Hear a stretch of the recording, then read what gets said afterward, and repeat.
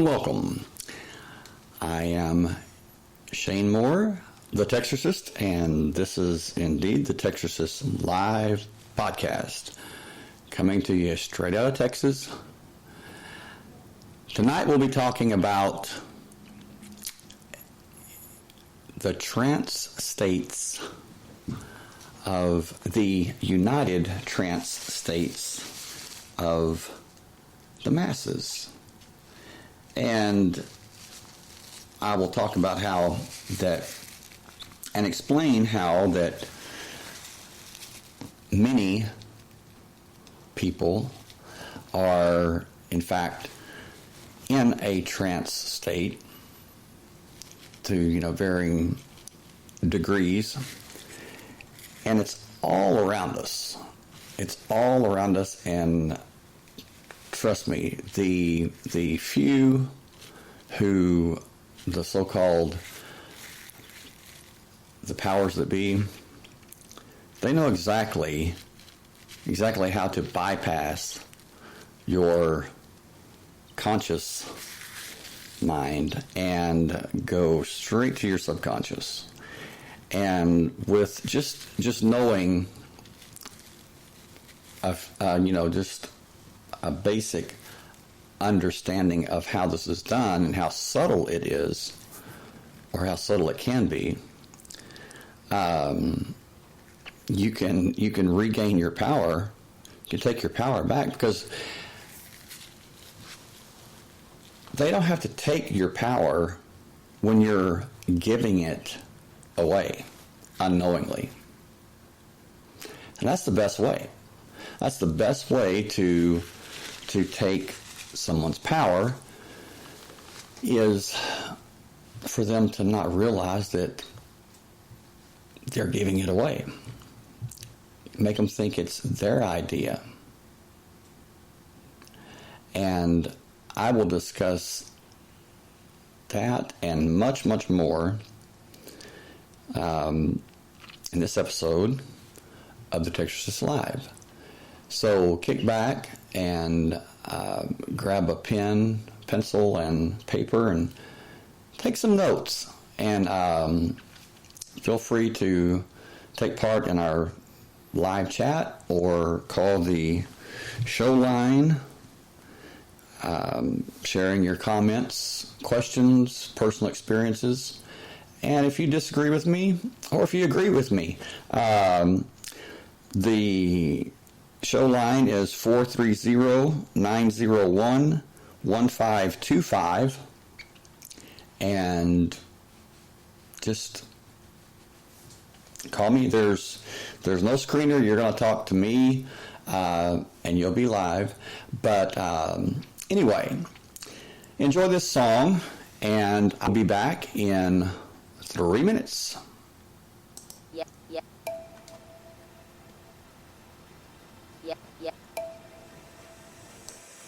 Feel the music, the rhythm, a heart on a mission.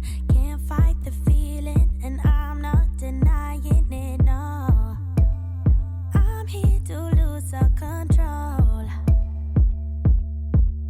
Got emotions, they all wanna go dance. Sweat in an ocean, and I'm not denying it, no. I'm here to lose all control.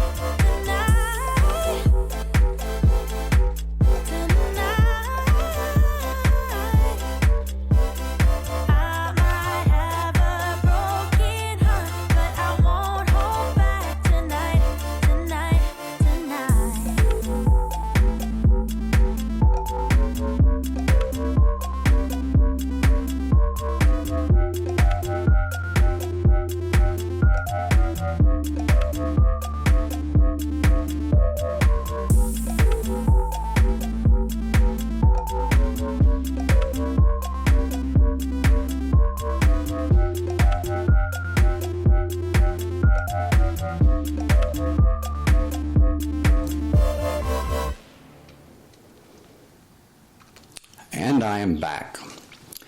Well, I hope everyone had a great day and is doing well. I'm sure that you've seen on, TV and movies, different depictions of how someone is, put into a trance, how they're controlled, and they, it's what is mainly depicted is what you would call stage hypnosis or party hypnosis or whatever, where someone is placed in a trance by the quote unquote hypnotist. This is someone that they're skilled. They've learned how to bypass the conscious mind and go straight to the subconscious. And your mind has more power than you can possibly imagine. I mean, no one can even fathom the depths of your mind, the human mind. And truthfully, I mean, in my opinion, we are human, but our minds cannot be described as human. It is our consciousness, our mind is above being human. The reason I say that is because our mind is very much like a quantum computer. I mean, there is no supercomputer today. I'm not talking about quantum computers, because even though they're very, very advanced and they can do amazing things, they're still not actually the real thing. They're much, much more than a classical computer, but they're still not a quantum computer. But even so, our mind there's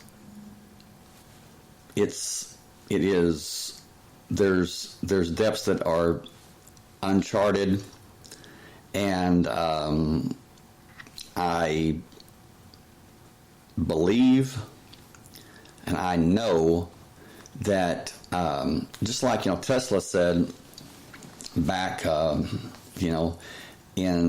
the 1920s, 1930s, until he died in the late 40s, or was it 43? Well, anyway, he said that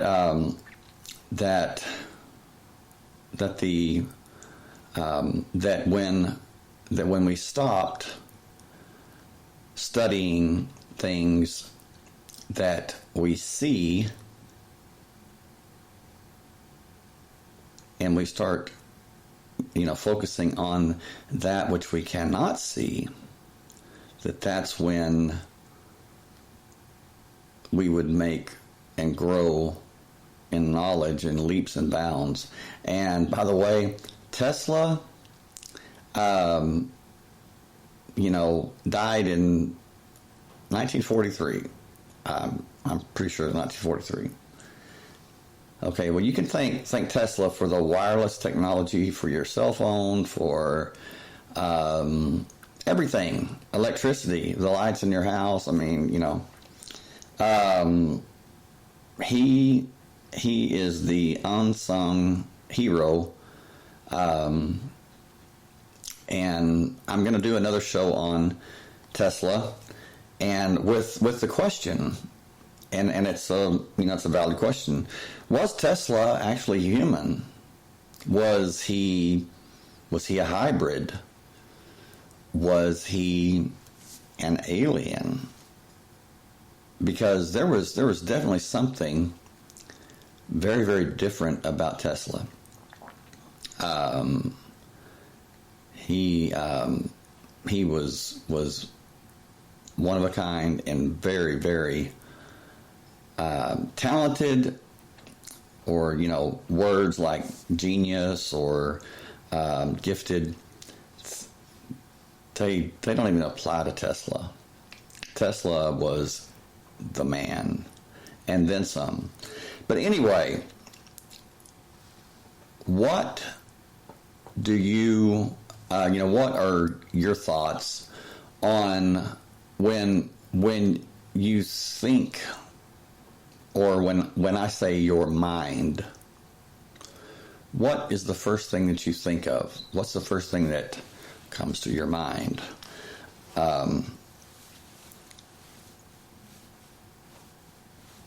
When I say consciousness, what's the first thing that you think of? And most people, when I ask this question, when I'm doing a little demonstration or talking to a group or whatever, most people say, well, my brain. Well, okay. Your brain is very, very complex, to say the least. But what if your mind was not connected to your brain, to your physical brain? What if it was separate from your physical brain? How would that make you feel? I mean, know that it's higher, that it's not actually connected.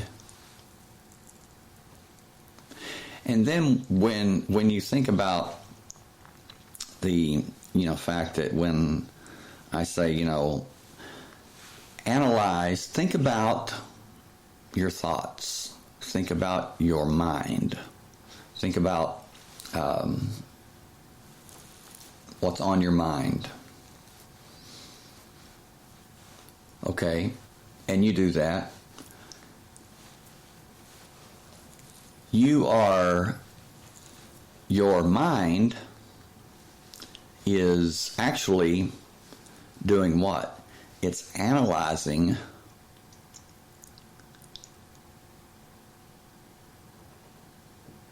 but who's doing the analyzing? Are you analyzing yourself?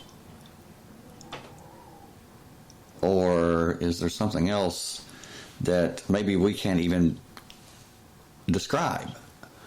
And what I mean by that is when we meditate or we pray or we focus our searching, that analysis inward, and we see the breaches, we see the mistakes that we've made, that we see what is broken down in our minds. You have to ask yourself, who or what is doing that analysis? And for lack of a better term, I would say that it is our higher self, our higher mind, and aka your guardian angel,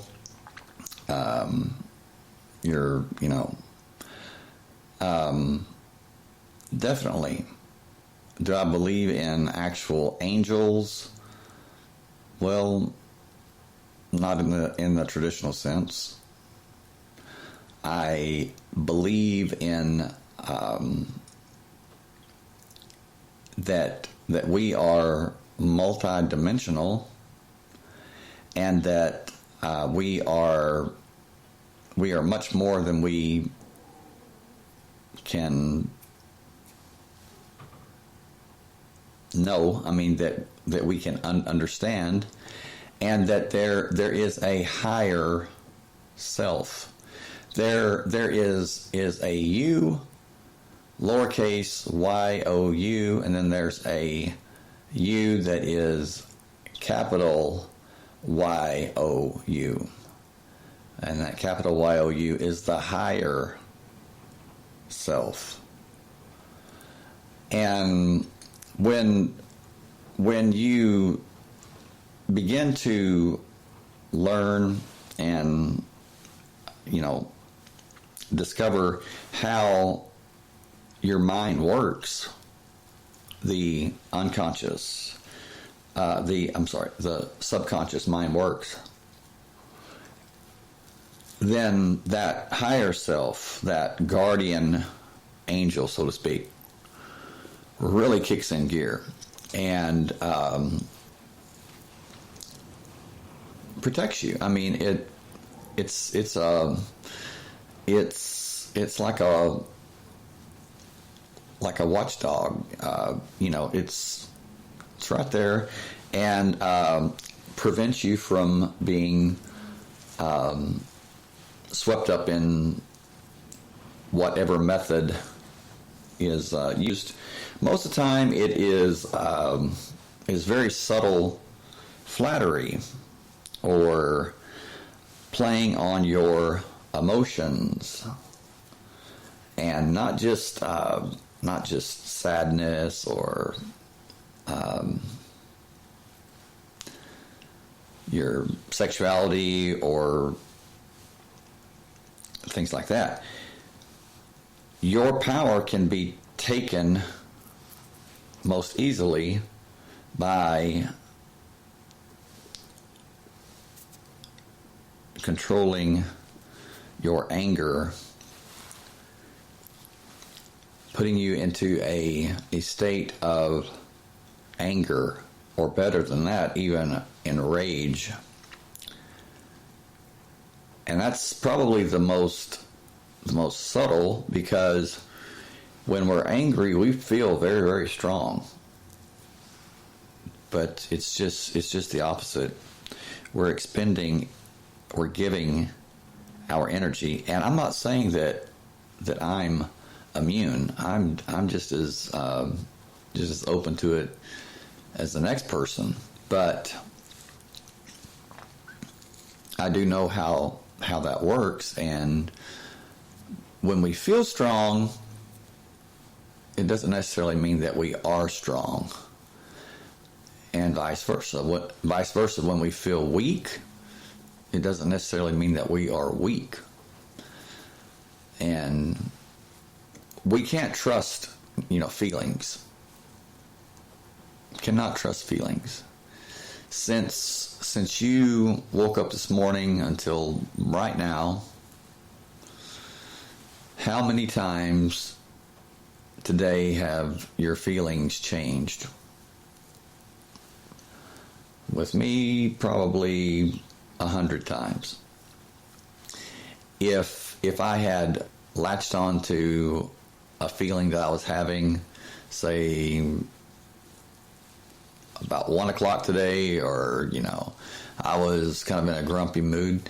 If I'd latched onto that and said, this is how I feel, this is it, I would still be in that mood, and would have no one around me, because it's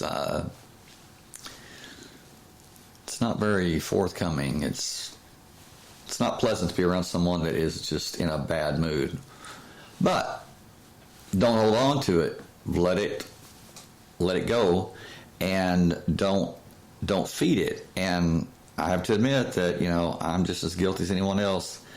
I so often feed it, but I'm working on that, learning more and more every day, and becoming stronger.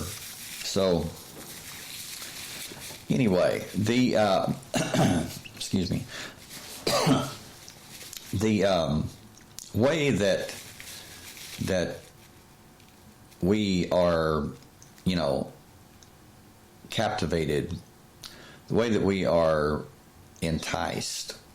We're very much like children, like small children. We see something that we like, something that grabs our attention. And with, children, it's, something like a shiny toy, or I'm talking about very, very small, young children, something very, very shiny, like those little, carousels or whatever that they hang in a baby's crib. The baby's just mesmerized by that, That's a form of hypnosis. That is taking the baby's mind off of, here I am in this crib, I'm alone, and I want my mommy or I want my daddy. What is hypnosis? What is the trance state? It's diversion. It's subtle diversion.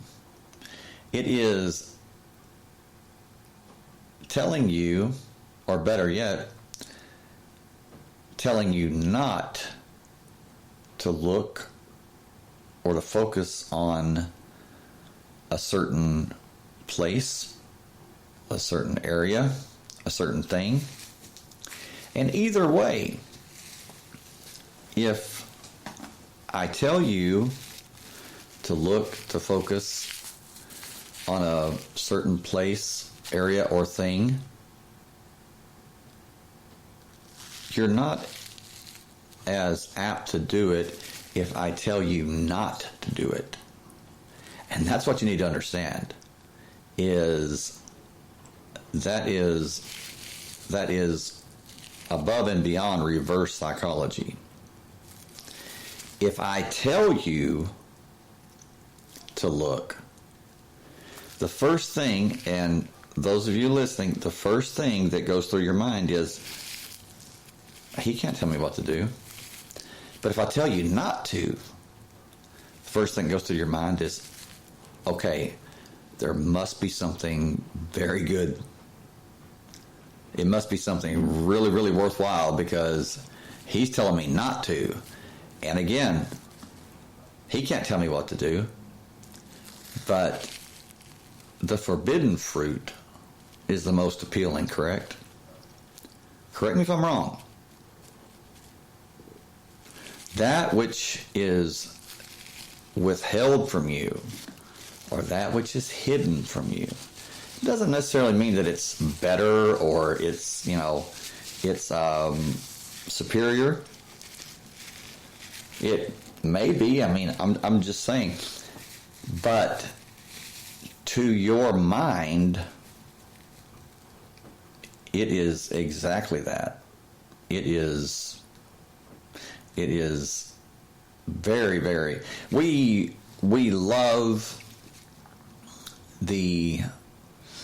I guess you could say we love the discovering treasures. The mystery, and I think that everyone loves a good treasure hunt. But when someone, I don't care who you are, if there was a box and it was set down and it was locked or whatever, and the key was there, and I told you, don't open that box,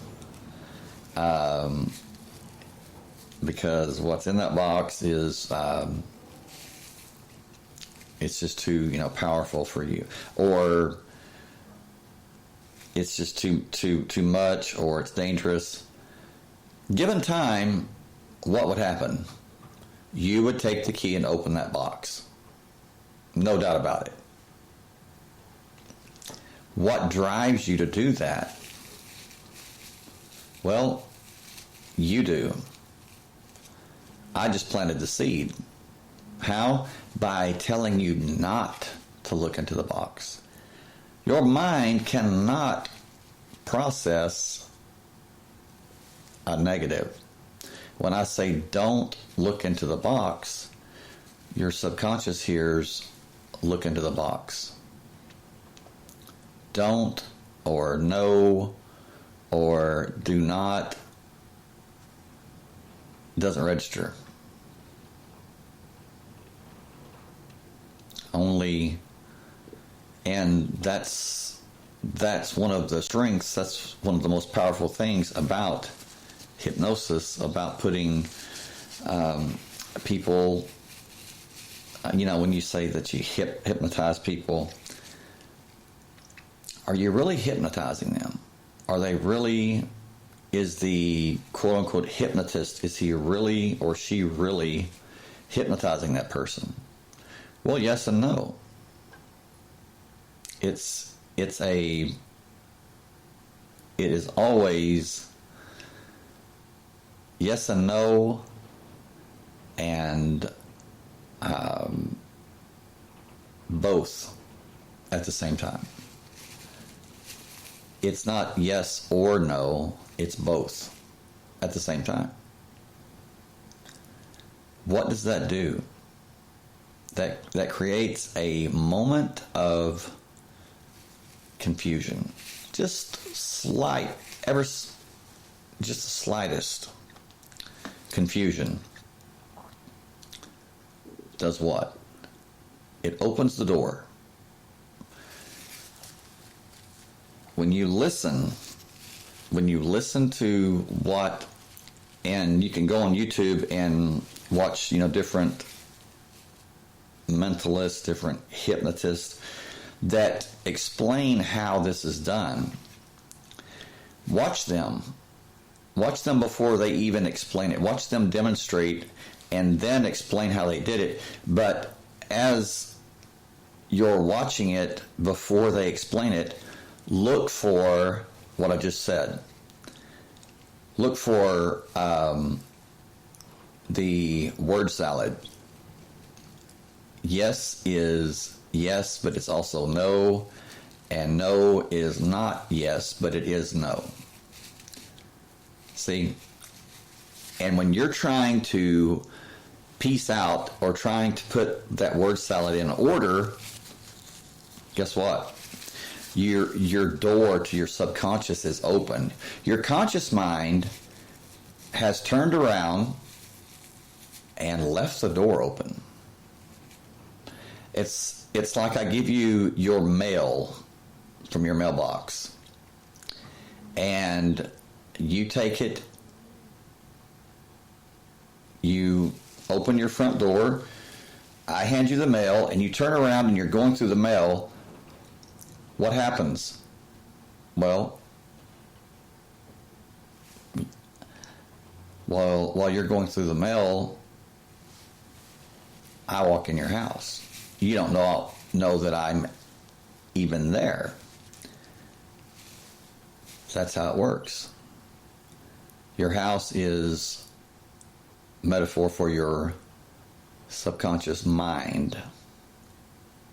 You consciously are trying to sort through or understand what you see as maybe a mistake or something that's confused you, and you're trying to sort out, you're trying to put in order disorder, but it was purposeful. It was done on purpose. Now, that's how people who are power hungry with an insatiable lust for power, that's how they do that. That's how they take your power from you. They wave something shiny, something beautiful, something pleasurable in front of you. And that's another way, is they excite your senses. That carnal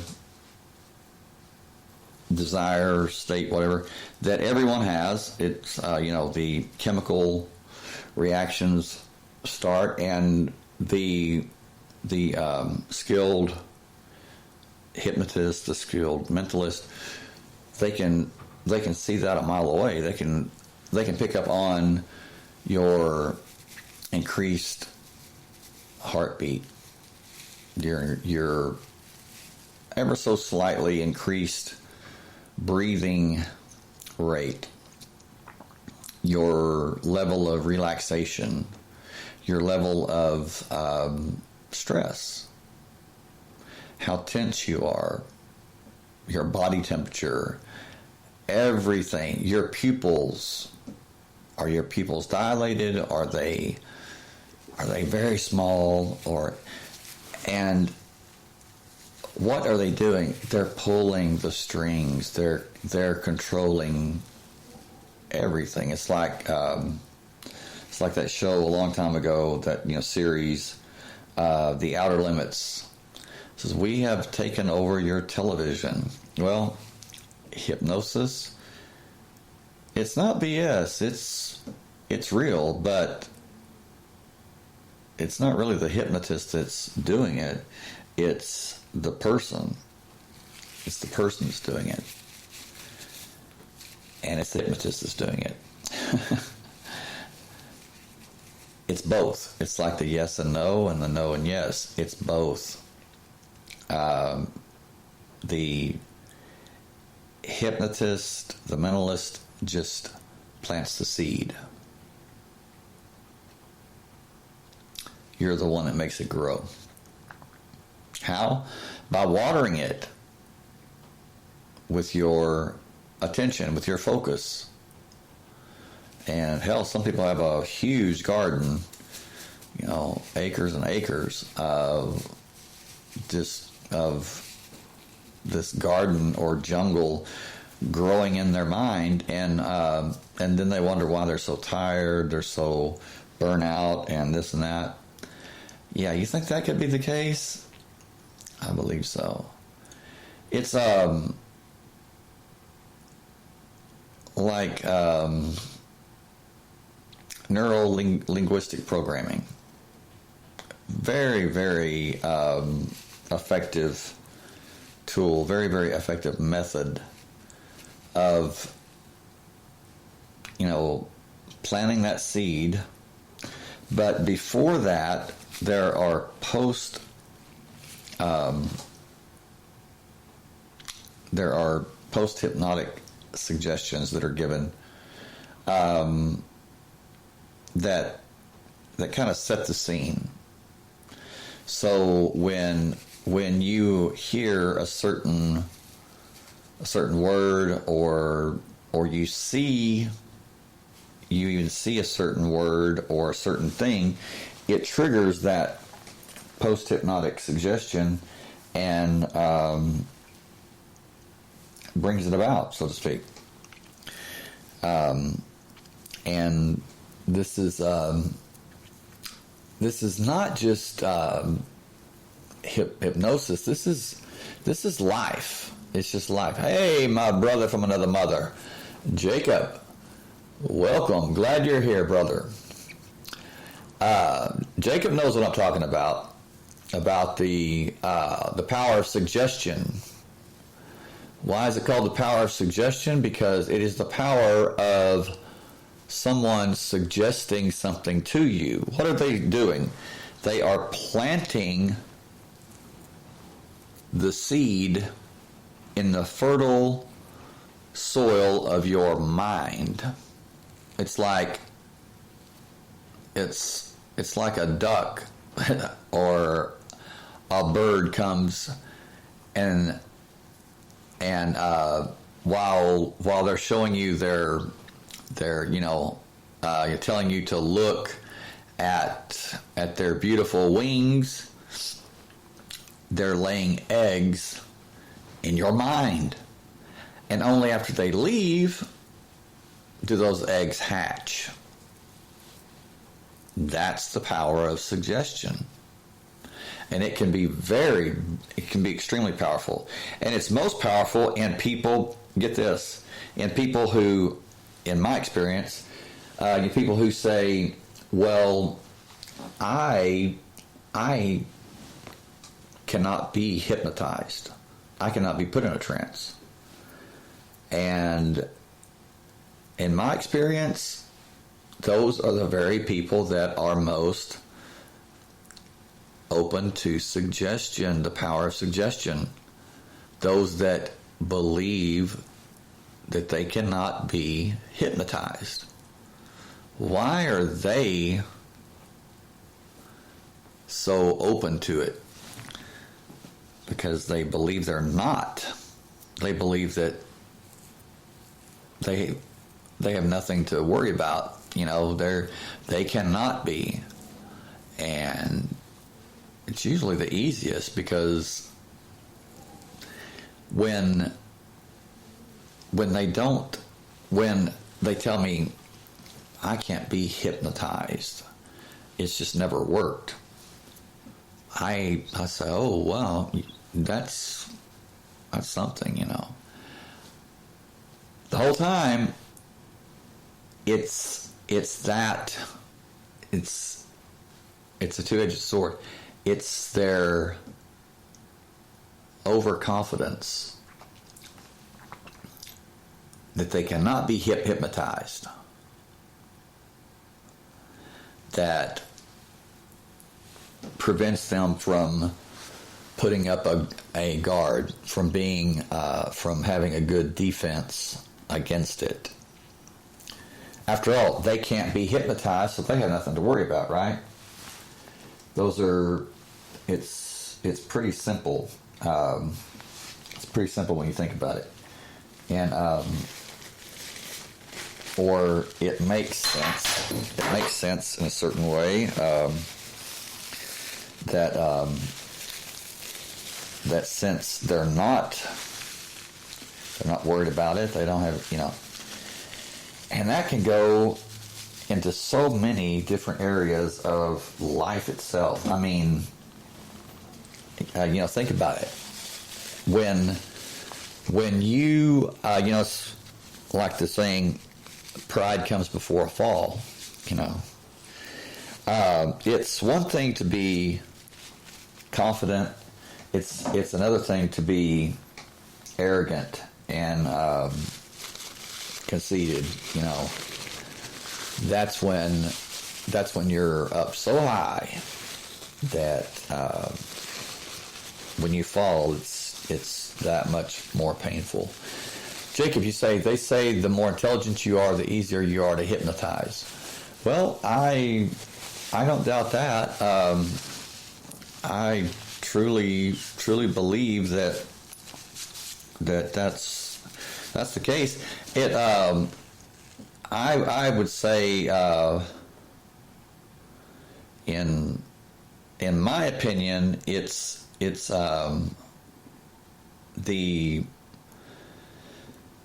the more creative, the more imagination you have. Nothing against what you said, but I'm just saying, I wouldn't say intelligence. I would say those with a higher level of imagination, they're the most susceptible to being hypnotized into a very, very deep trance. Because when it comes down to it, it's the imagination. It is getting a person to visualize what you want them to see, what you want them to think about. And like I said, whether you tell them to think about it or you tell them not to think about it, you've told them to think about it. Think about the duality there. But it's not. It's a singularity. There's not a black, there's not a white, there's not a positive, there's not a negative. There's just one. But when you throw that into the mix, when you say that positive is negative and negative is positive, when you put the two together, they negate each other, right? No, they don't. A battery, when you attach the positive and the negative, it should cancel out, but it doesn't. It creates power. So and it's that word salad, blah, blah, blah, blah, blah, blah, blah, blah. And I have talked to people, not controlling them. I don't do that. That's what I'm saying, is I'm telling this, I'm explaining this so people can watch for it and can look out for it and can take their power back. And trust me, every so-called good manager or good boss or foreman or whatever, they have continuing training in how to manage, correct? What it boils down to is they are being taught how to hypnotize, how to control someone. But they're really not controlling them, yet they are, but they're not. It's the person's, they set the right atmosphere. They make the setting to where the person wants to do the task, is eager to do the task and do it well. And just like coaches, I don't care what kind of coach, a very, very good coach, what are they doing? And people are like, well, they're encouraging and they're motivating their players, like a football coach or a boxing coach or whatever. Yes and no. See, in the using the power of suggestion, using the neuro-linguistic programming, no is not no, yet it is no. Yes is not yes, but it is yes. No and yes are both the same, but they're not. And I just sounded like Charles Manson, but hey, I have to tell you, Charles Manson, watch the YouTube videos on him. That guy was a master at hypnosis. And you've got these reporters that are going in. You have these profilers, the FBI's number one profilers. They're going in to profile and to study Charles Manson. Well, guess what? They're the ones that got studied. By who? By the little dude that, like 5'1", that carved a swastika between his eyes, and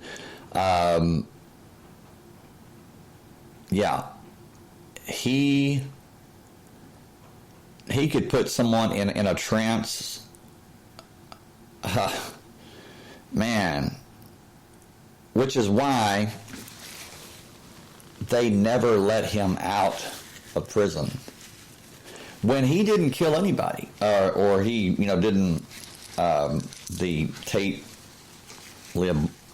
LaBlanca murders, he didn't do anything. I mean, he may have ordered it, but they let Tex Watson out, the one that actually did the killing, that actually did the murders. Did they let Charles Manson out? Hell no. Why? Because Charles Manson could have probably put anyone in a trance. Why do you think that most of his lawyers, which most of them were women, and some of them were like very attractive, very successful women, lawyers, attorneys, they would spend time with him, and the next thing you know, they're in love with him. And they're wanting to marry him. And what's he doing? He's laughing the whole time. Proof that what I'm saying is true is listen to him when he says, when he's talking to, I think it's Geraldo maybe, where he gets up and he's doing that crazy dance, so insane, you know. Let me tell you, Charles Manson was not insane. Charles Manson, you hit it, Jacob. Charles Manson was the master manipulator. He manipulated people.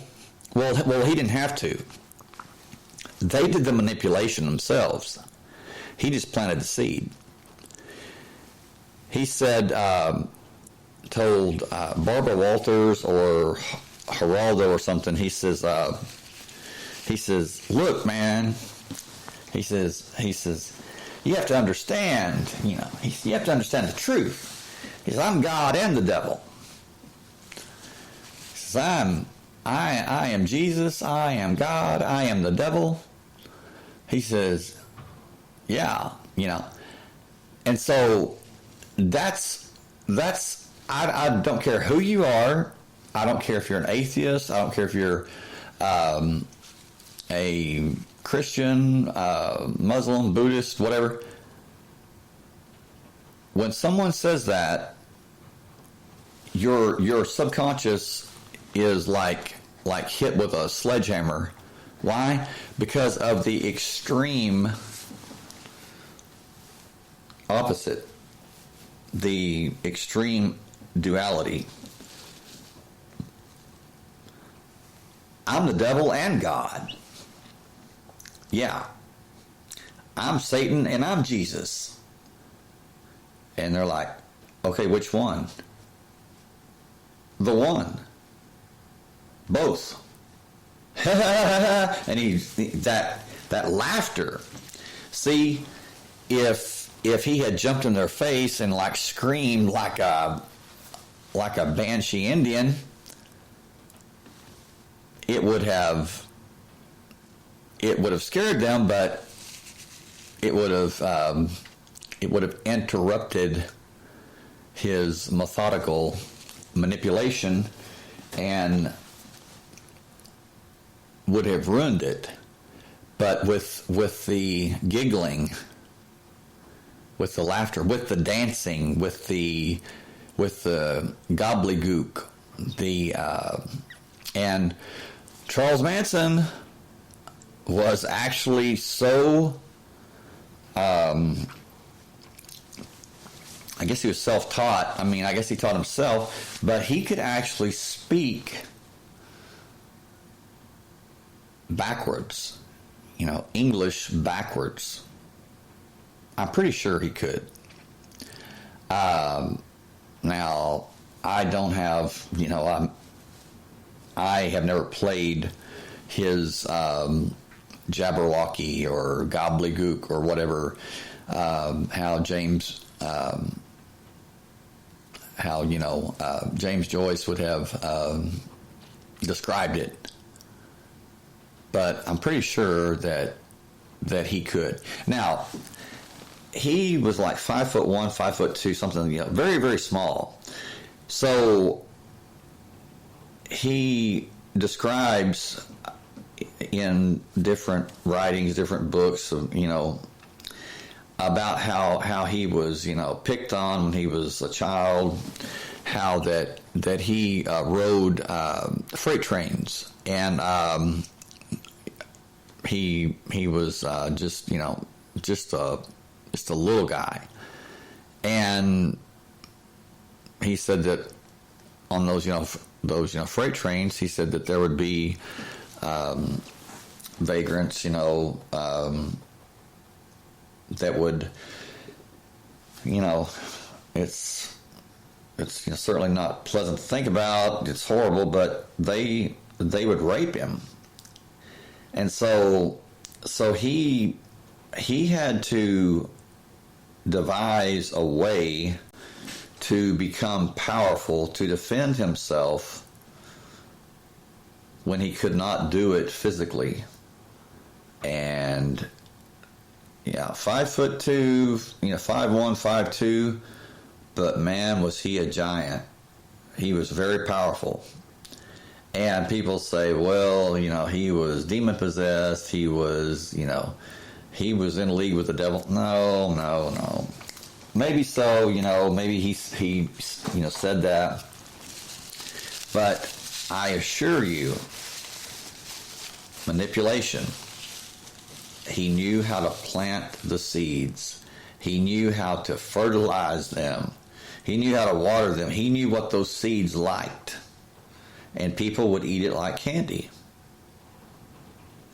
And number one, the main thing is, it's just like a stage hypnotist or mentalist. Why do people go? They go because they're interested in hypnotism. What is the hypnotist? He's the center of attention. He's the authority on what they're interested in. So they go there with the expectation of possibly being called on stage and what? Hypnotized. They want to be hypnotized.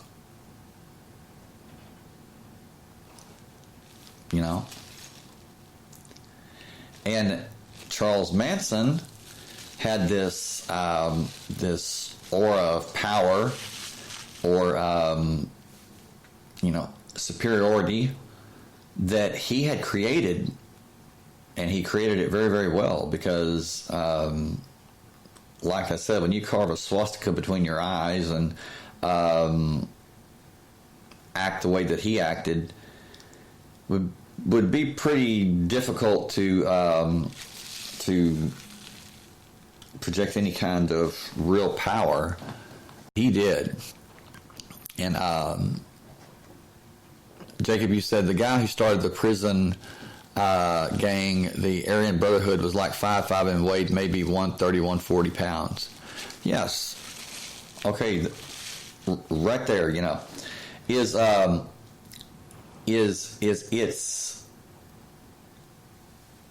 it is all about the way that you can interact with a person without them knowing that you're interacting with them. You're talking to them, to their conscious mind, but it's double speak, it's double talk. You're talking to their conscious mind while simultaneously planting seeds into their subconscious. And that does take talent. I mean, it does take. No one just wakes up and says, wow, I just can't believe what a great hit, how good I am at putting people in trances. But now Charles Manson, Jacob, you say, believe it or not, they're nationwide, not very well organized, but still, yeah, definitely not somebody that, not a group that I want to,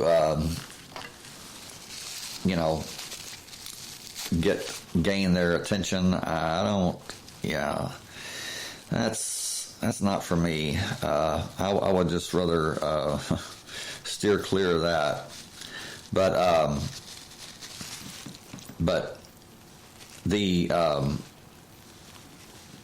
it's like ministers, these preachers, televangelists. What do they do? What does Benny Hinn? What does Kenneth Copeland? What did these faith healers do? They get a person on stage and you're feeling energy, you're feeling electricity going through your body. They don't ask them. They tell them, and the person says, yes, yes, yes. Okay. He didn't ask you. He told you. and you're agreeing with him because you weren't feeling it before he said that. It's the way he said it that made you accept that you were feeling it before he said that. So it's like everything else. Your mind makes it real. Why? Because it's not coming from, third grade Ricky. It's not coming from a kid. It's not coming from, someone that is, that has no power. It's coming from this person who is on stage, is speaking with great authority, is dressed, to the nines, and is very, very skilled in what? Speaking. Listen to these people. Well, not Kenneth Copeland, but Kenneth Copeland is uniquely goofy. I'm sorry. No, I'm not sorry. But Benny Hinn and the rest of them, listen to how they speak. Benny Hinn, yes. You're feeling a heat. You're feeling the spirit. And the highs and the lows and the lulls and the pauses and taking a one-syllable word and making it into a 12-syllable word. Wow. Yeah. I take my hat off to you because, you're the master at that. But people, what do people do? What do we do if we're not paying attention? We get into the pattern. What is that called? Resonance. We resonate, whether we want to or not. If we're not careful, just like I could put on a loop of highs and lows, or whatever. Jacob, because you're a musician, singer, you know about the tones, you know about the frequencies. Okay, it's just like a song. You listen to a song over and over and over again. Those highs and lows, that roller coaster, boom, boom, boom, boom, boom, boom, boom, boom, boom. You begin to resonate with that. Your mind begins to resonate with that. What do I mean? You become one with it. You begin to follow it. Why? Because you are genetically programmed. It's in your DNA to resonate with whatever frequency, whatever pattern is being repeatedly projected to you. And so when people are listening to someone speak, like Benny Hinn, or someone that is very skilled at neuro-linguistic programming, watch them, listen to them.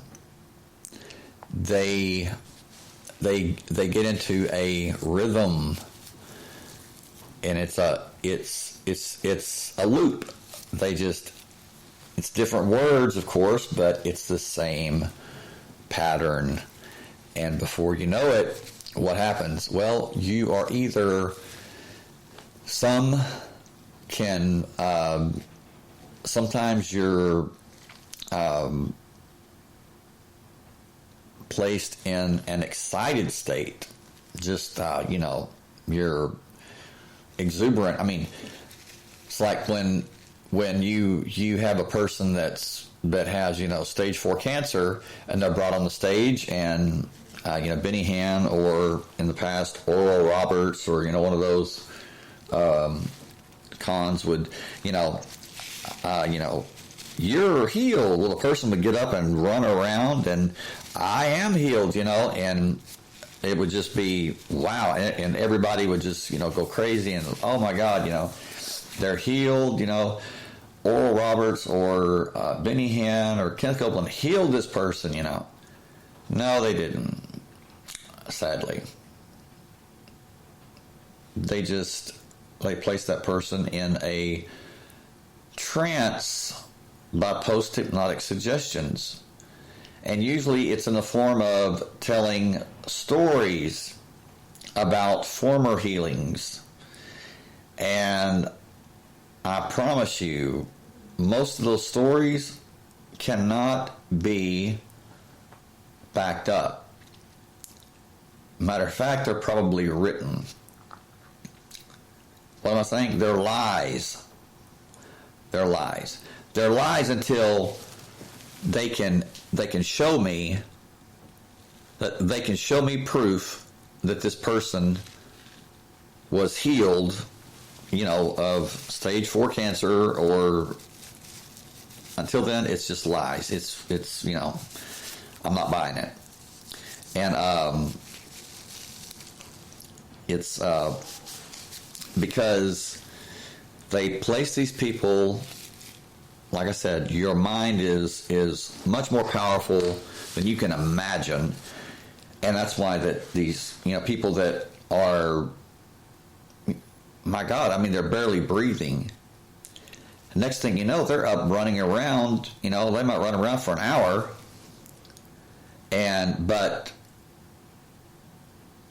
after a while, that begins to wane. They begin to come out of the trance. Why? Because they're no longer around. They're no longer listening to the person speak. Their mind is not under that control, and they usually,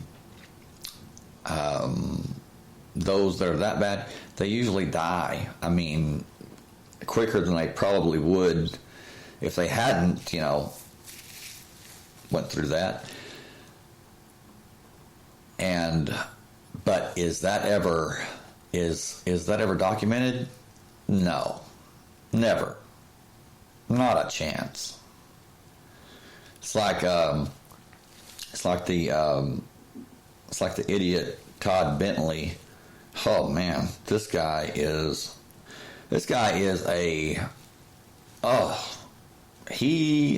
I can't even describe this guy.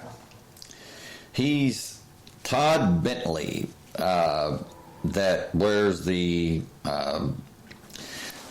big motorcycle boots, and you know he has the tattoos and everything. Which there's nothing wrong with that. There's nothing wrong with that at all. But I'm just describing him so you'll know he's like you shaved his head, but he has a red beard and just, you know, looks like a biker guy. He's a big guy and just has a just very, very blatant, very well, I would say the guy's insane, but he's not. He's just very skilled at manipulating people, and usually it's into this, you know, hyper state that I'm talking about, instead of you know, putting them into a state of where they're relaxed and subdued. Todd Bentley, there was a man that came up on stage. It's on YouTube. A man that came up on, you know, stage, and they, you know, brought this man over to him, and he had stage 4 colon cancer, stomach cancer, or liver, cancer of the liver. I mean, this guy was like in bad shape. And Todd Bentley, like I said, he's a big guy. He probably weighs like 260. I don't know. You know, he's rotund, to say the least. But Todd Bentley looks at this poor man, and this guy's like in his 40s, you know, and dying. I mean, like, and Todd Bentley says, do you believe the Lord can heal you? Okay, well, there again, what this man picks up from that, because of this authority figure, is the Lord can heal you. You see, his subconscious did not pick up or did not process, do you believe the Lord can heal you? The Lord can heal you. And he says yes. And Todd Bentley kicks this guy in the stomach with his boot, with his big heavy boot. And he says, the guy, like grabs his stomach and he's like, oh, and he says, you felt that, huh? And he's like looking at him like, oh my God, you know what? And he says, you're healed. And the guy's like, I am, and people are just, going crazy. They're picking up on it. That's the, if you want to call it the mob mentality or the legion mentality, like in the Bible, the man that had the legion of demons, Jesus said, what is your name? He says, my name is Legion, for we are many. What is that? That's mob mentality. You take mob mentality, that's nothing more than hypnotism. That is a mass state of hypnotism. You have people that are beating the hell out of each other, or that are enraged, mad as hell. They're breaking things and everything. And if you walked up and said, okay, what are you mad about? Why did you just, break this windshield? What has got you so angry? Chances are they couldn't tell you. Why? Because they don't know. They're just following the pattern. They're resonating with the core, with the loop, which it just takes one person. It just takes one person that has that charisma or that authority or that power to, the mob mentality. That's a dangerous thing, because you have people that are not violent, or they don't have a mean bone in their body, and next thing you know, they're knocking people's teeth out and everything. Yeah. Are they being controlled? Yes, but no, they're not. You see, it's both. They're being controlled by not being controlled, because they're being controlled because they're free to be and to act however they want to act, which is primal, which is base. Their, I guess you could say their base nature. They can indulge in that, and that's what the carnal mind, that's what the base mind wants to do. It wants to indulge in that. And so, once it gets a taste of it, it's, kind of like a dog that goes into the hen house, the chicken coop, and kills a chicken. Well, if they do it once, chances are they're not going to stop. So once they get a taste of it, they like it, and it's just downhill from there. So, but it's definitely not a good thing. It is not. Jacob, you say that's what made Hitler so powerful. He had the whole country of Germany in a kind of trance.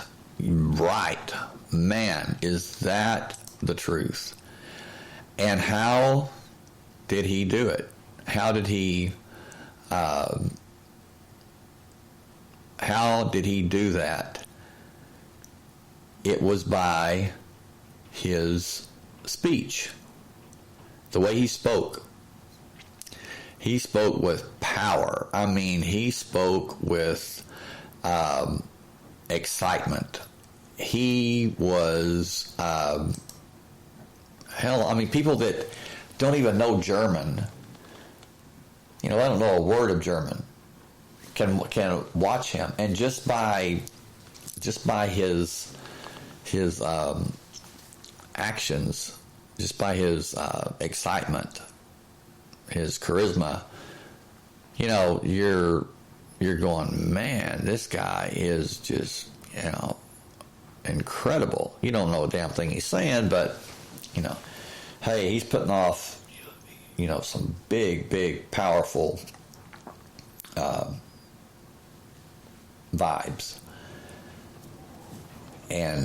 But watch him, listen to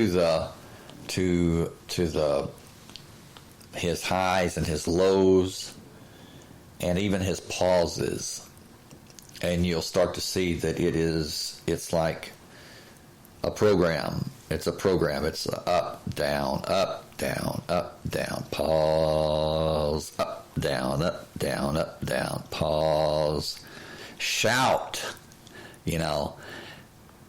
and it's different things.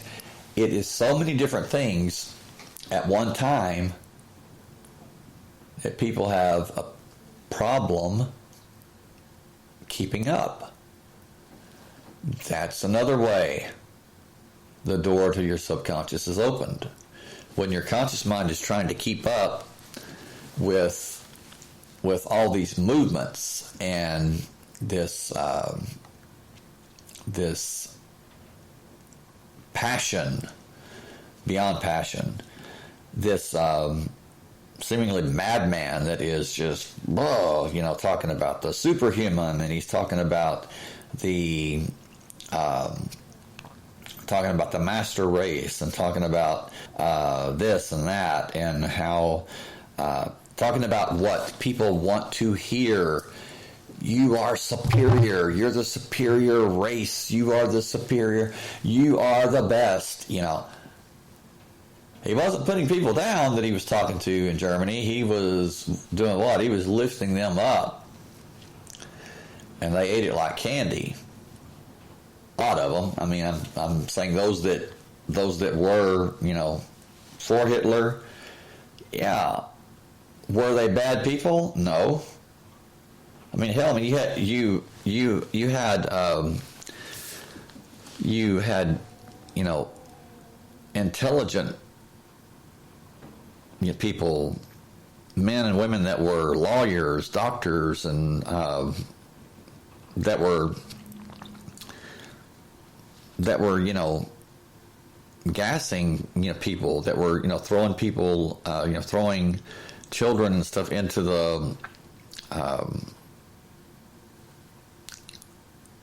the gas chambers. It's like, my God, would they have done that if they were not, if they hadn't been entranced by Hitler? Most likely not. I mean, come on. But because he planted the seed in the way he planted it, Hitler and Charles Manson would probably be right there. Hitler, of course, had the bigger stage, the better opportunity, but again, that's why Charles Manson was never released from prison, because they basically said, look, if you let this guy out, the world will not be the same, because he is going to start a revolution. And I really believe that's what they were scared of.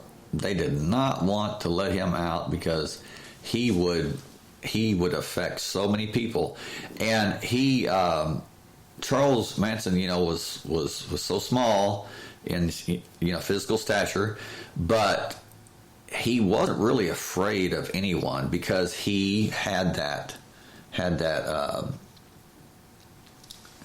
power. He had that knowledge that he knew like the back of his hand. But there was one person that he refused to talk about, that scared him so bad. And I think he was talking to Barbara Walters or somebody, and he was in this excited state, and he said something about when he was in Ohio, that he and Toby did something, and Toby this and Toby that, and she said, "Who's Toby?" And he, maybe it was something like a trigger for Charles Manson. As skilled as he was at this, there was a word, there was a name that when he heard it said by someone else, he was saying it, but when Barbara Walters or the reporter said, "Who's Toby?" Whoa! The first time he shut down, and he says, "I'm not going to talk about that." This guy would talk about anything. This guy would talk about, he would say he's Satan, he's Jesus, he's God, he's the devil, he's you, he's me, he's everything, he's everywhere. And she said, "Who's Toby?" It was like somebody hit him in the head with a brick. I don't want to talk about that. So you see, even as skilled as he was, there was somebody that had programmed him. Did they program him like a computer's programmed? Not really. They actually made him the warden of his own prison. By what? By threat of suffering, by threat of punishment, by believing that if he talked about that he would bad things would happen. I mean, he was really terrified, and it was really something to see Charles Manson terrified. So definitely interesting.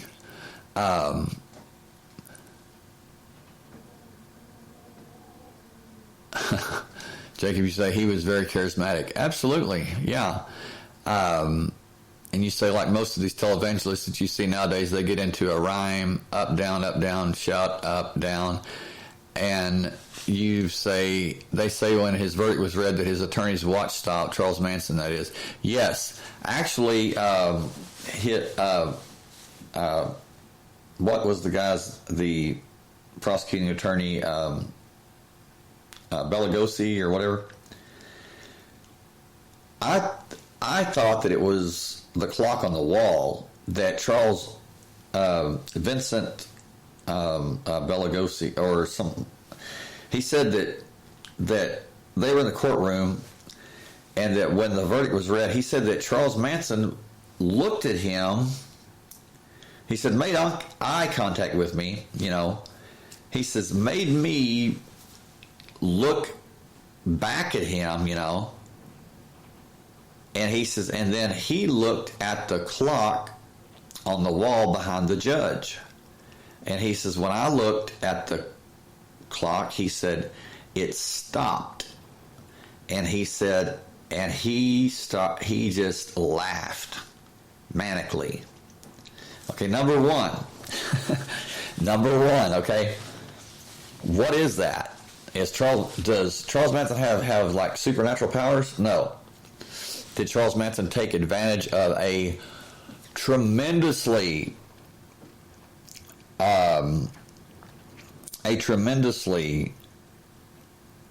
perfect timing opportunity to make himself, which he was a master of that. He looked over at the prosecutor's attorney because the verdict was about to be read. Okay. The attorney looked back at him. Now keep in mind, the verdict is about to be read. What is he doing? He's disassociating himself from what he knows is going to be a verdict that is not in his favor. Matter of fact, it was the death penalty, right?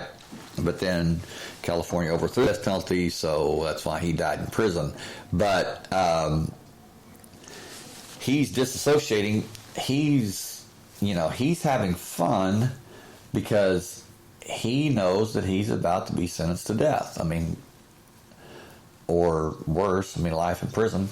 And so he looks at the attorney looks at him, of course. They lock eyes. When they lock eyes, Manson can lead him anywhere. And he doesn't realize this. And that's what you need to understand. When someone locks eyes with you, that's predatory.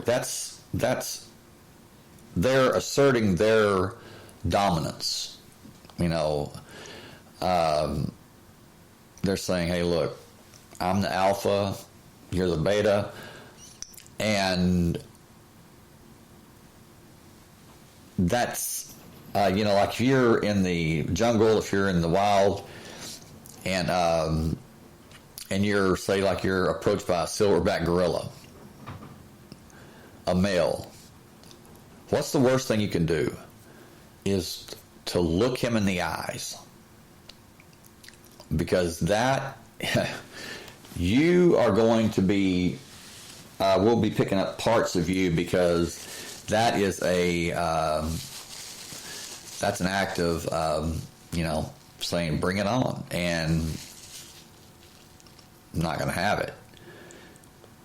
But they lock eyes, and Manson looks at that clock. Was he looking at the clock, or was he looking at the judge? He was looking at the judge. But when that big clock stopped, he took credit for it. Took perfect advantage of something that that just happened. It was a fluke. Took perfect advantage of that, and that's why he was laughing manically, because he wanted Bela Lugosi to believe that he stopped that clock. And he did things like that on a regular basis, so much so that all the prisoners, and they said Charles Manson didn't want to get out of prison. Why? Because in prison he was like a king. He was like a rock star, and which is what he always wanted to be. And Jacob, you know about music and frequencies and the voice, the tones, you know what I'm talking about. Music is the perfect method, the perfect delivery to do what? To place people in a trance. I mean, look at these concerts. Look at these, and I'm not saying it's bad. I'm just saying that it can be. These, concerts where you have thousands and thousands of people. It's just an ocean of people. About the middle of the concert, what do you notice? Those ocean waves, it literally looks like water, like waves that are what? They're ebbing and flowing in a rhythm, in a loop, in a Jacob, what am I trying to say? It's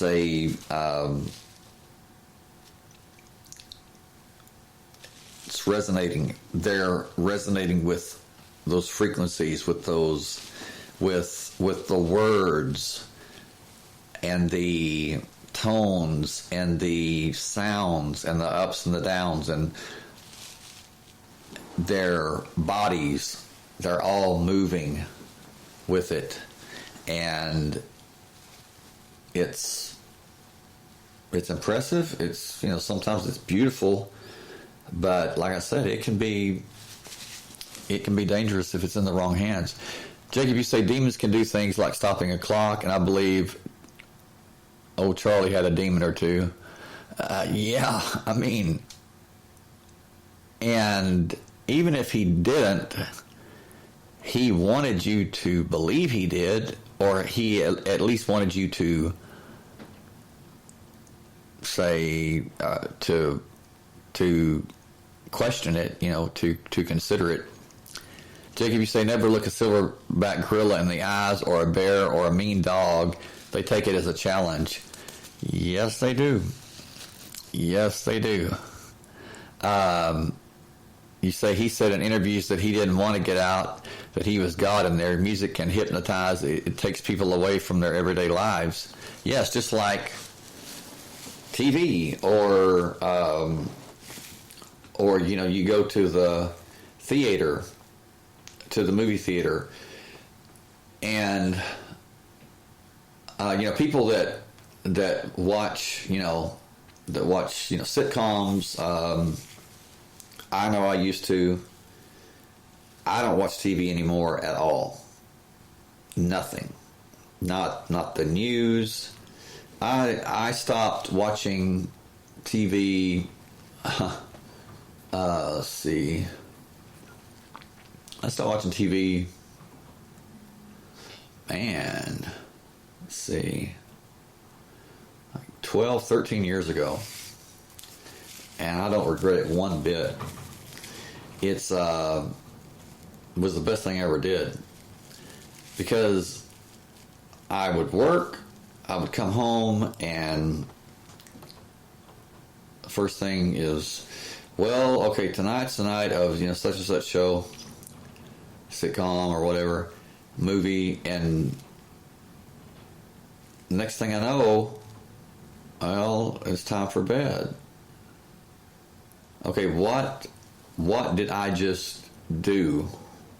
I sat there in a trance, unknowingly.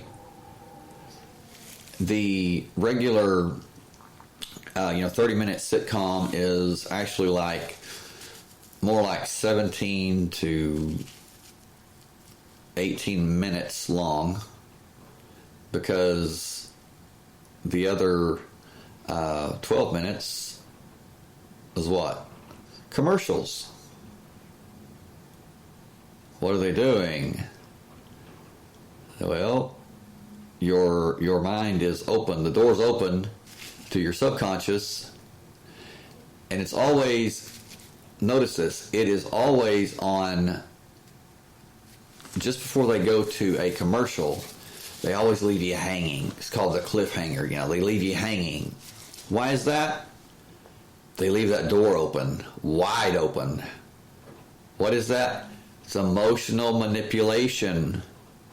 If they can control your emotions, if they can manipulate your emotions, the wider that door opens and the longer it stays open. Because you're thinking about that. You're thinking about, okay, Timmy's in the well. Is Lassie going to get there, go tell his mom and dad in time, So while your heart's breaking and your subconscious is like praying for Timmy to be all right, which Timmy doesn't even exist. It's a show, but your mind, even if you know it's not real, whether it's real or not, you have the same emotional reaction if it was real. And that's been proven. And that's what they on is to manipulate and to play and to feed off of your emotions. That door to your subconscious is open. It's open longer. It's open wider. And that's when they pour the commercials on. That's why that during halftime at the Super Bowl, they have the halftime show. What is that? Oh man, the symbolism of these halftime shows in your face. I mean, I'm talking, I'm watching it and I'm like, okay, I can't believe that people are not seeing this, that they don't see it. Well, I can believe because they're caught up in it. And what I mean is when you're part of it, when you're going with it, knowingly or unknowingly, you can't see it. You're too close to it. Like I said, you're a part of it. So of course you can't see it. But when you step out of the box and you observe it, you begin to see what's really going on. And it's like in your face, plain as day, absolutely. Well, I'll post some pictures, maybe a video or two of exactly what I'm talking about. But Jacob, you say music resonates, different music resonates with different people, some like classical, some like rock and roll, and so on. Different frequencies affect people in different ways. Some frequencies bring negative feelings, some positive. Absolutely. Yes, and Tesla said that, he said everything's frequency, and that's true. That is very true. Anyway, I got to take a short break, and when we come back,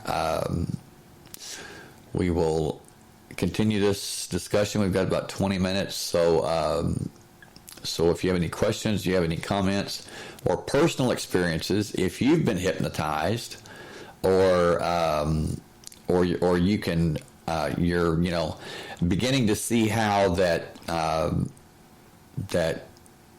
maybe you've been in a trance, this entire time, unknowingly, and maybe this is the wake up for you, which is what I'm going to discuss when we come back.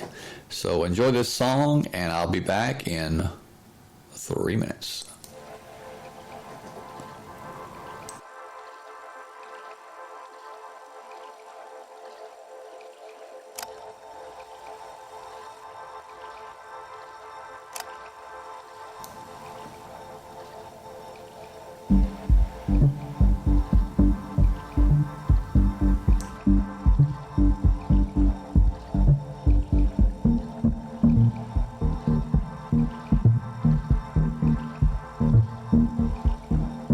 I can get no love. can get no luck, yeah. 'Cause with you it's trouble. Trouble, trouble, trouble. Try to set you free, yeah. Try to let it be. But with you it's trouble. Trouble, trouble, trouble. Some say love is like sparks and dynamite. I just wanna lay low.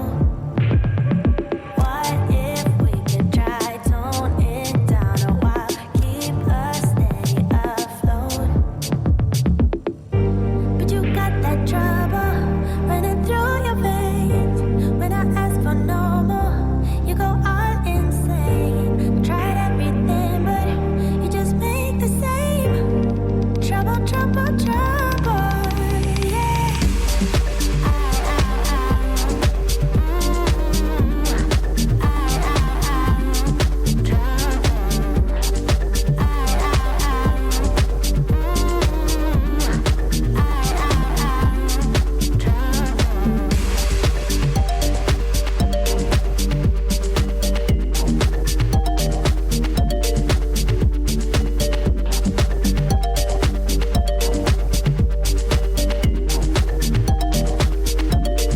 I can get no rest, yeah.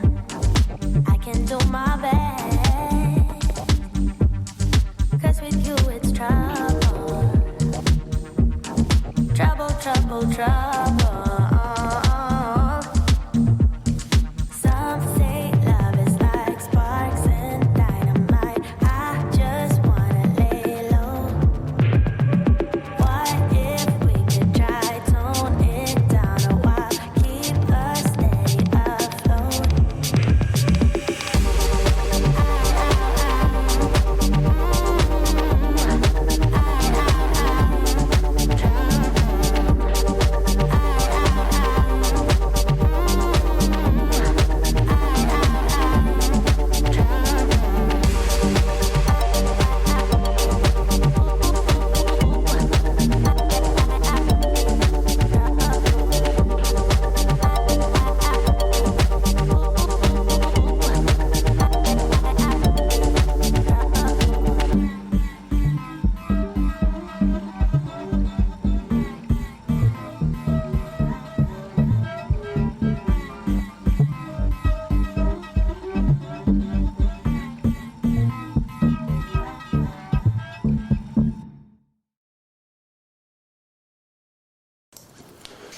And I'm back.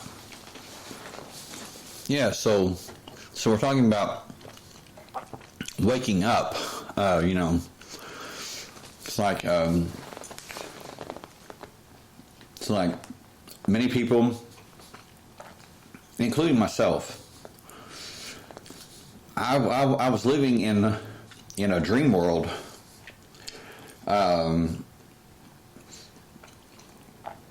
And most of it I thought was pretty great, but the only thing is it just wasn't, I was always reaching, always yearning for more. I would almost get to the point where I was satisfied, I was happy, I was content. I would get to the point where I was almost content. I was sure I was going to be content. It never happened. Why? Because that's the trance. The powers that be, and I'm not talking about necessarily about demons or the devil, God, Satan, what I'm talking about, the actual powers that be, those in power. Trust me, there is a system that its sole purpose is to create conditions where you are always chasing after that elusive carrot hanging in front of your face, all the while you're pulling the cart, and the cart is getting heavier and heavier and heavier, but you don't even realize it because your eyes are on that golden carrot or whatever is being dangled in front of your face. That's why people work all their lives, and when they retire, they die. Why do they die when they retire? Well, they finally get what they were after, correct? I mean, they finally obtain that carrot. Well, yes and no. They do, and they find out that there was really no carrot there at all. It was just an illusion. It was just a ploy for them to pull the cart. And they pulled the cart that was being added to on a regular basis. They pulled it so long, unknowingly so long, that when they retired, it's their time to relax, it's their time to enjoy and spend the money, the retirement money that they had accrued and saved. No. They're too exhausted, they're too broken to enjoy any of that, because what happened, they were entranced. And it's like that there's people that have been placed in a trance for surgeries. You don't feel the pain. You don't feel, that's how powerful your mind is. And and I'm not saying that everybody works all their life and then dies when they retire, but a lot do. I mean, I've really seen that. Jacob, you say 432 megahertz is supposed to be the most positive frequency, brings the most positive feelings, but standard concert tuning is 440 megahertz. And you say that's what I tune my guitar to. Okay. You say, I think the whole world was in a trance up till around 2012. At least I was. That's when I started to wake up anyways. Well, I was, as far back as I can remember, I was questioning a lot, but nevertheless, I was certainly in a trance, or partially in a trance, because like I said, I got into the routine of every day, get home from work, I turn on the TV, watch the shows, eat while watching the shows, and just be on the edge of my seat, either in excitement or worry or concern, or being happy, being sad, being depressed, being angry. There's the up, down, and then go to sleep, right? Or try to go to sleep while thinking about everything that I just saw, or dreaming about it. And so next morning, wake up and do what? Start it all over again. That becomes a program itself. A program designed, I believe, designed to take you deeper into the trance, or to reinforce the trance, the strength and the power of the trance, or the control over you. You're actually controlling yourself, but, that's how it works. You are your own warden. You are the guard of the prison that you constructed. You can walk out at any time. You can wake up at any time. The dream, the trance you're in, the dream that you're in, you created it. You're in charge. Number one, if you don't know that you're imprisoned, you're going to stay imprisoned. You have nothing to escape from. You have nothing to leave. Number two, the prison bars, so to speak, you built those. Sure, the seed was planted, maybe guilt or, over something that you did or something that you didn't do. I mean, I don't know. But the seed was planted, and guilt took root, and you constructed those prison bars. You constructed the cell.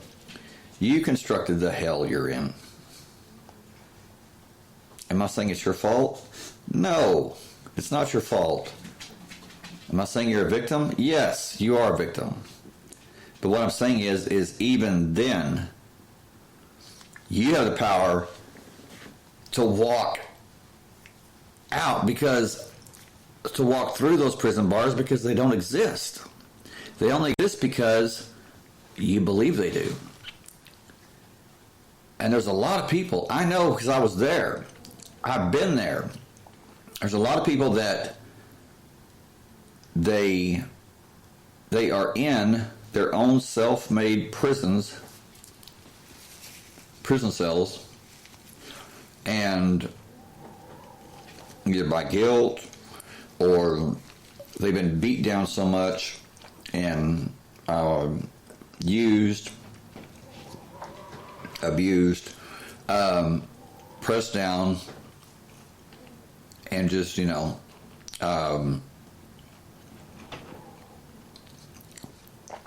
truth is, and I want to make this known, that is what I do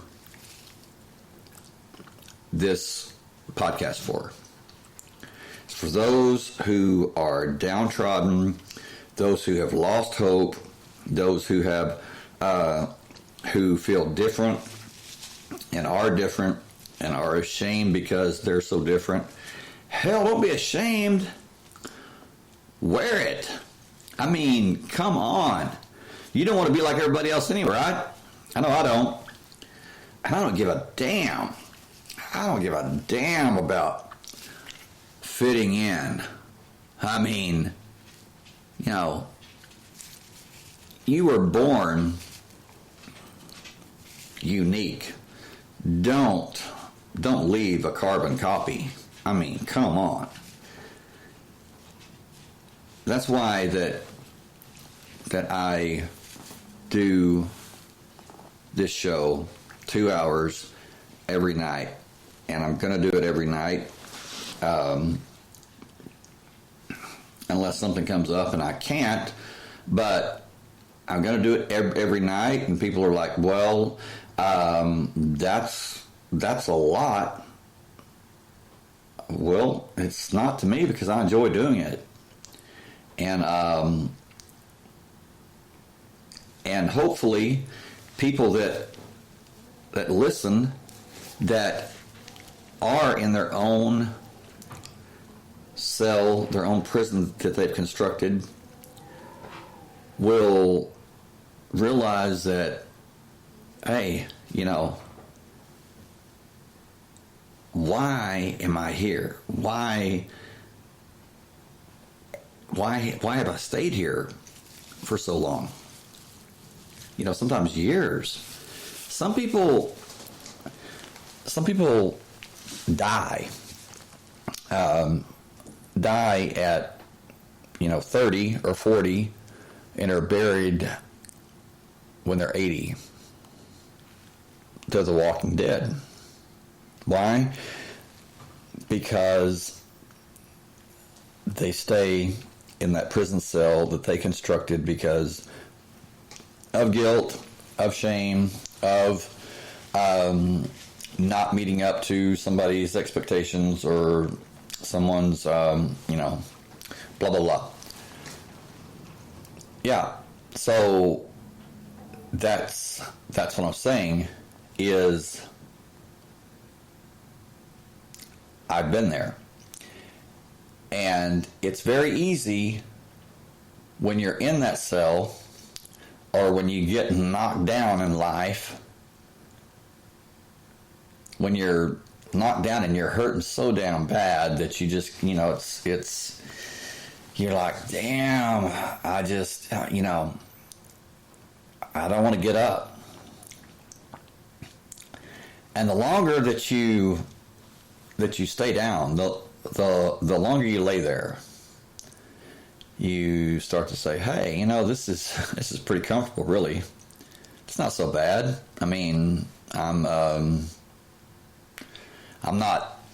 having to fight any battles. I'm not having to face any confrontations. I'm not pissing anybody off. I mean, I can just stay right here, curled up, and this ground's warm, and I'm just, yeah. So I'll stay here on the ground, and I'll just drop out, or I'll stay here in my cell that I've constructed, and because at least here I'm safe, and I'm not in the battle. I don't have to dodge arrows and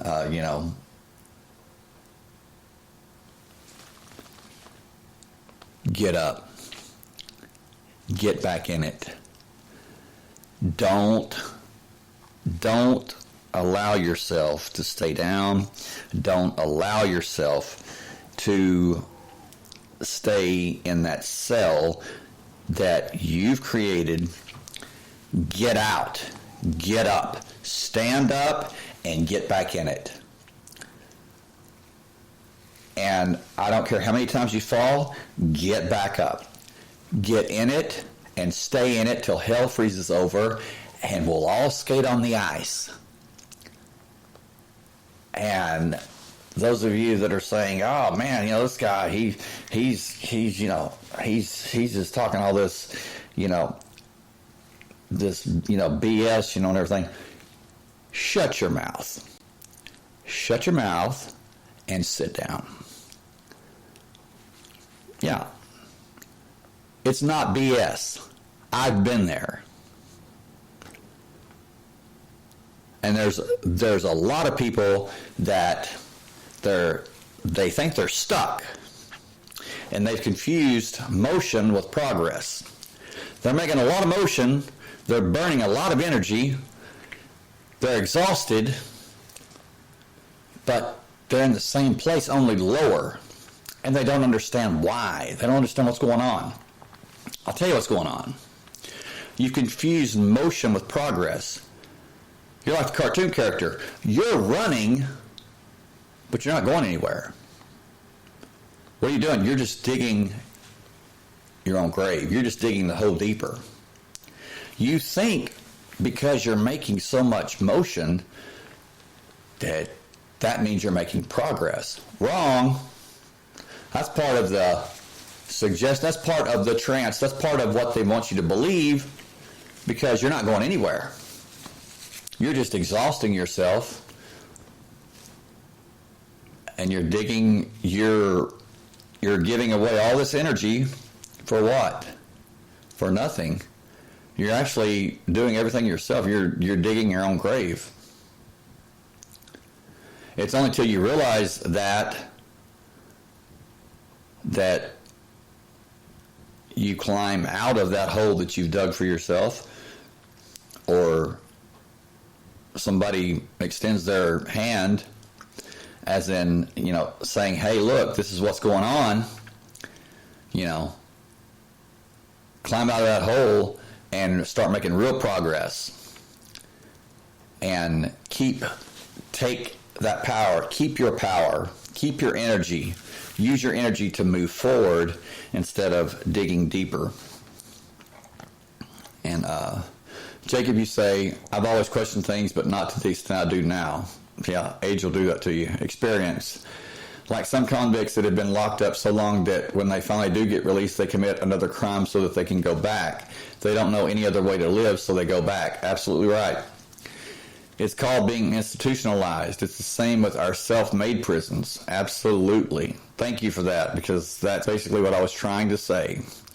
Some people start to awaken and pretend it's not happening to the point that they go back to sleep. Yes. Preach it, brother. Absolutely. And man, I did that this morning. Woke up, supposed to be getting ready to leave in an hour. And I did the worst thing. 5 minutes. 5 minutes turned into another hour. I did it again, and it turned into like 30 more minutes.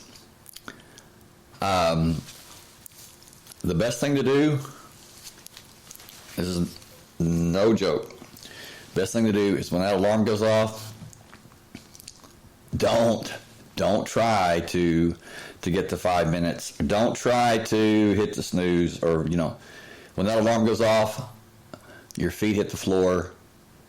Even if you're still asleep, once your feet hit the floor and you start moving, you pretty much have to stay awake, right? But what happens to us?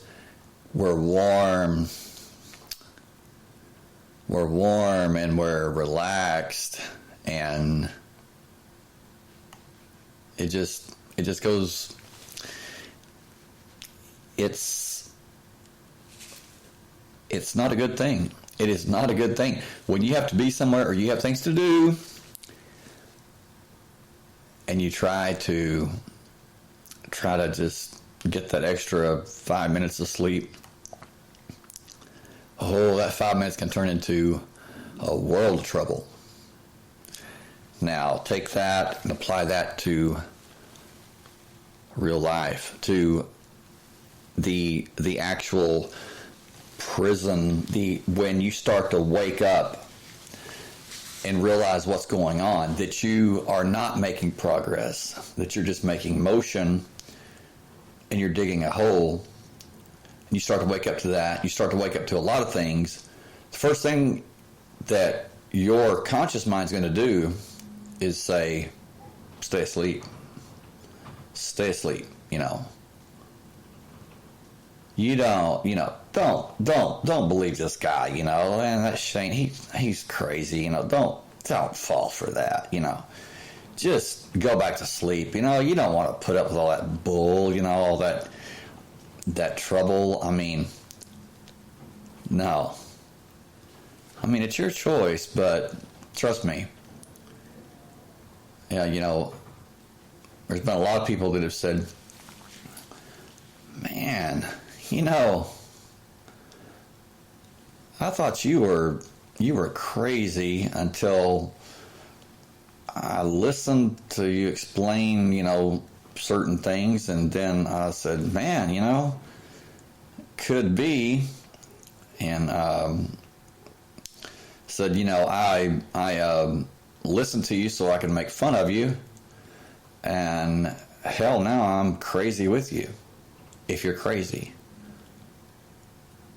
And hey, that's how it goes. Did I force them to do that? No. Are we crazy? No. Do we seem crazy? Yes. Why? Because we live in a world where crazy, outrageous, heinous behavior is accepted, where lies and deception rule the day, and truth is suppressed. Truth is hated. Division and hate are promoted and promulgated when love and unity and tolerance are laughed at and scoffed at. Where evil is called good and good is called evil. Yes. Yes, sir. Yes, ma'am. Believe it. But anyway, I get a lot of criticism. I get a lot of negative emails, and it doesn't bother me. It doesn't bother me the least bit. Actually, it just encourages me, makes me want to change from doing the show 2 hours to doing it 4 hours. I'm serious. But do I hate those people that say you are so stupid, you're so ignorant, you're delusional, and do I hate them? No, I don't hate them. I don't hate them at all. Matter of fact, there's been some that they give me just 20, 30 minutes of their time to just talk to them, and some are my closest friends now, and some are my most avid listeners. So put that in your hat. And look, truth need not scream. Truth need not fight. It stands on its own. So I don't have to explain anything. If I'm in truth, then it will be evident. People recognize truth. They recognize it. They know truth when they encounter it. And they can either accept it or they can reject it, but they can't deny it. And that's what I'm saying is there's people that feel like that they have to wear this mask that everything's fine, they're happy, they're strong, and I'm saying you don't have to wear that mask. It's okay to say, hey, I'm feeling really, really weak right now, The answer to that is the number one thing of breaking the programming, of breaking the trance, of breaking the power of suggestion that many have been put under is don't, just because you feel something doesn't make it true. Just because you feel weak doesn't mean you're weak. Not at all.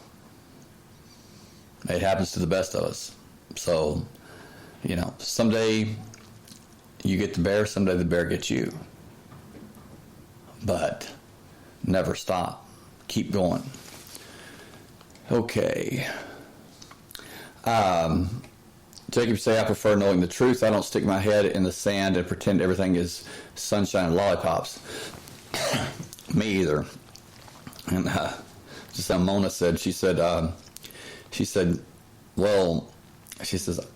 I can say one thing about you. She says, you're very outspoken.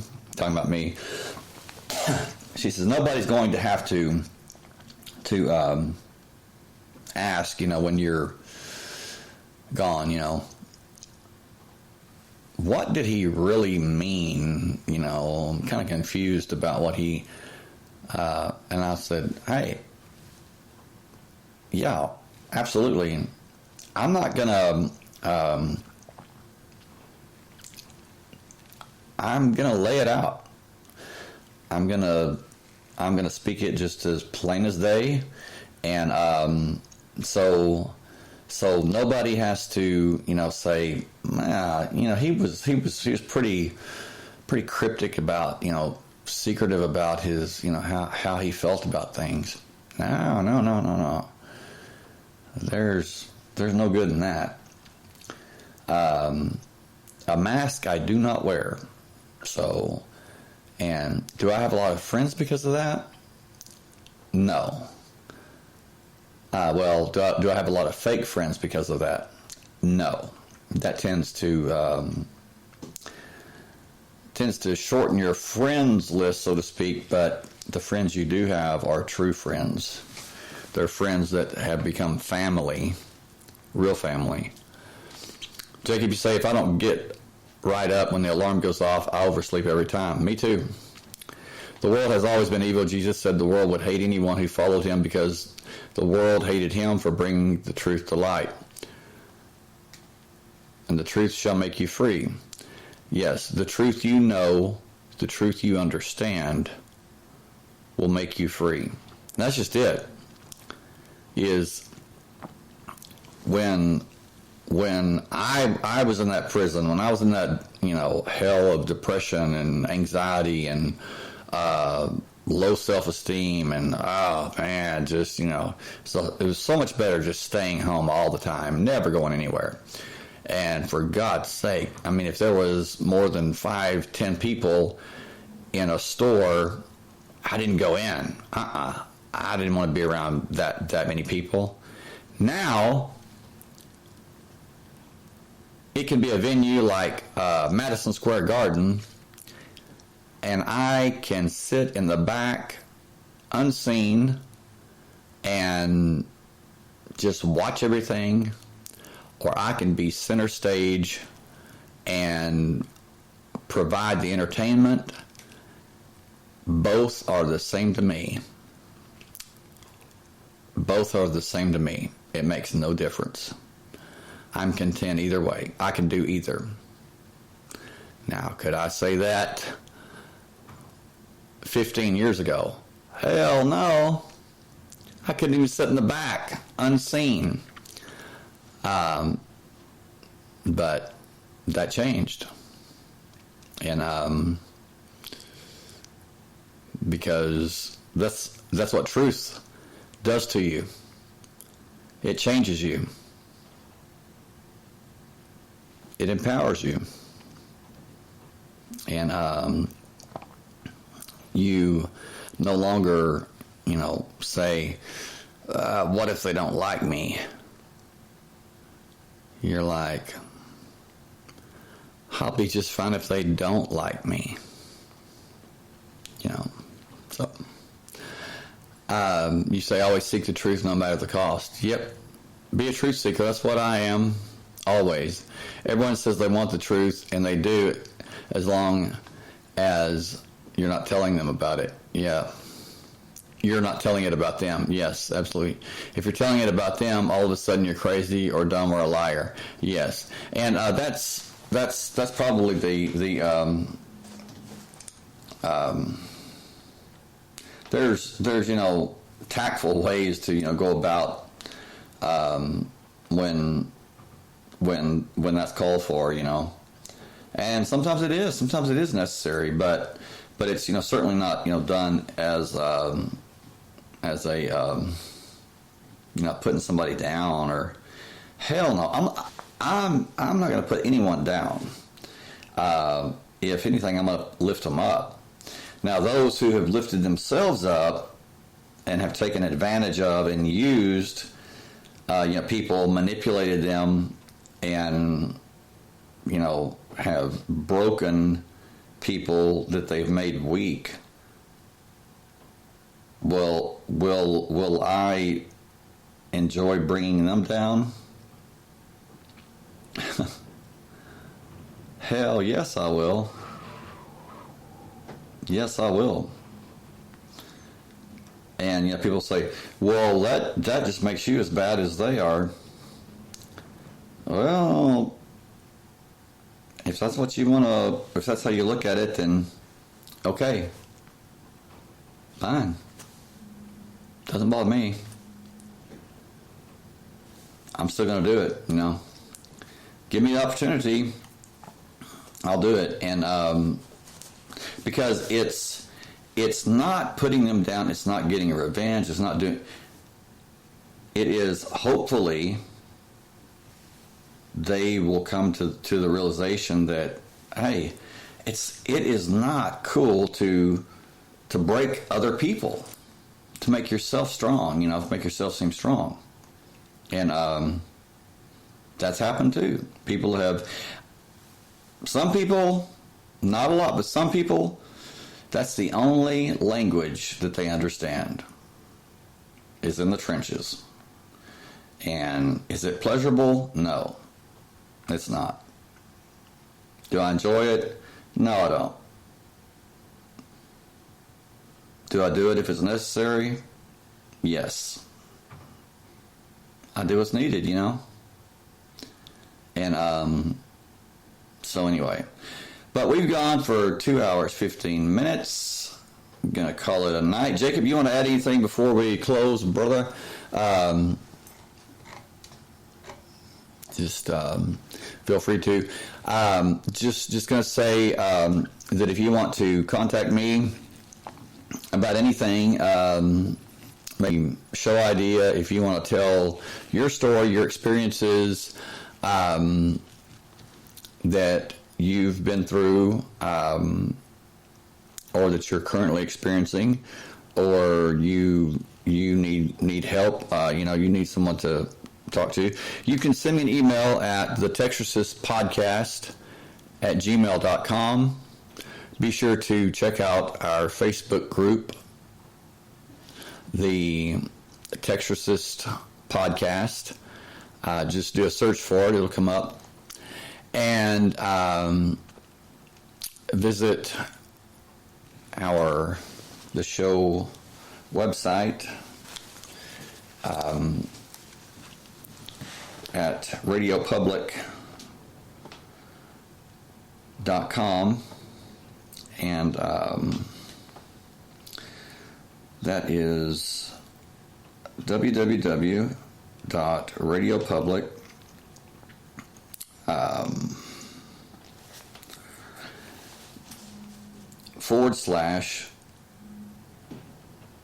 /the-Texorcist-live. I'm sorry.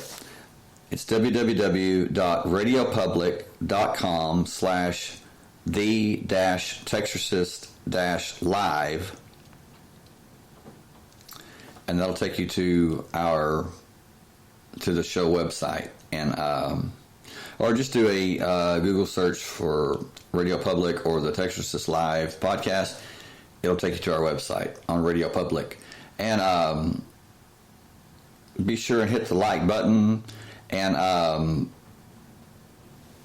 if you like the show, if you enjoy the show, and just tell your friends, tell your family about it. Hell, even tell your enemies about it. I mean, maybe together, and that's the truth. Together is how we make a change. Change the world, one person, one heart at a time. It's not me by any means. It's we. And so, anyway, Jacob, you said, I don't put people down, but I tell it like it is, usually in a nice way, until I have to be blunt because they're not getting it, and I never say anything unless they ask. Good advice. And well, thank you, Jacob. This is a great show, brother. Thank you. And Jacob is great, man. You know, we think a lot alike, and just